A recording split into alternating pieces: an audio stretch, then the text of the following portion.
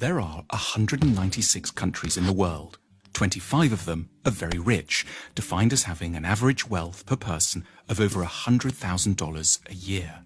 They are.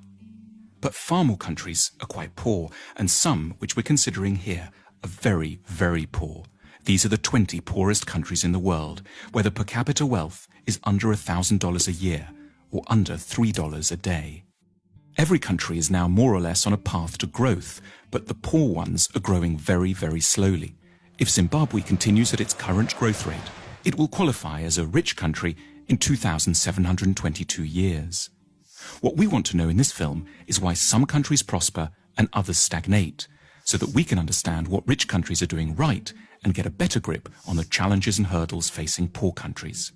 There are basically three factors that determine whether a country will be rich or poor. The first is institutions.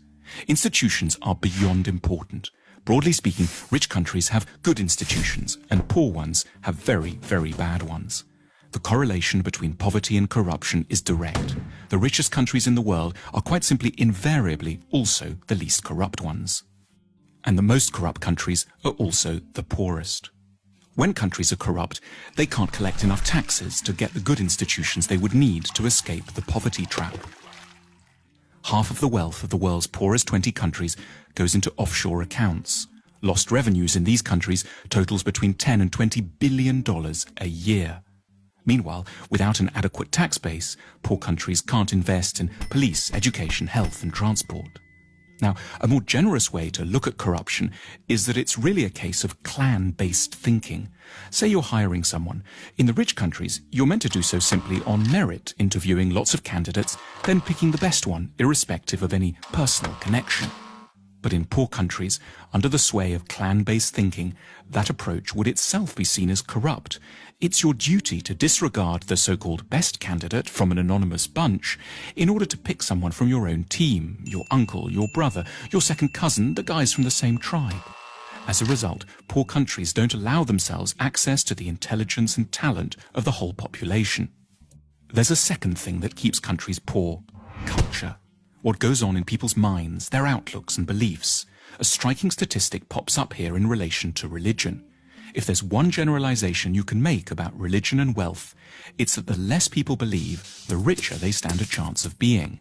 19 of the richest countries in the world have 70% or more of their populations saying that religion is not at all important to them.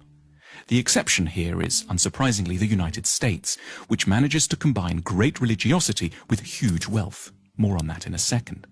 And conversely, the poorest nations in the world are also extremely believing ones.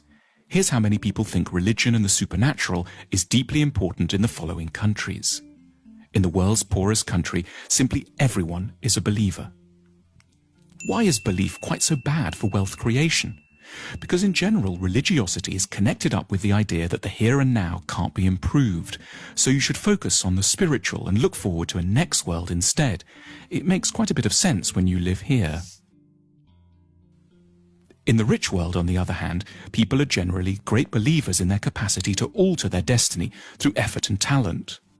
Incidentally, to explain the anomaly of the United States, religion seems not to slow down economic growth here because it's a particular sort of religion, an overwhelmingly Protestant and exceptionally materialistic kind. The American God doesn't want you to think of building the New Jerusalem in the next world. He wants it here and now, in Kansas or Houston.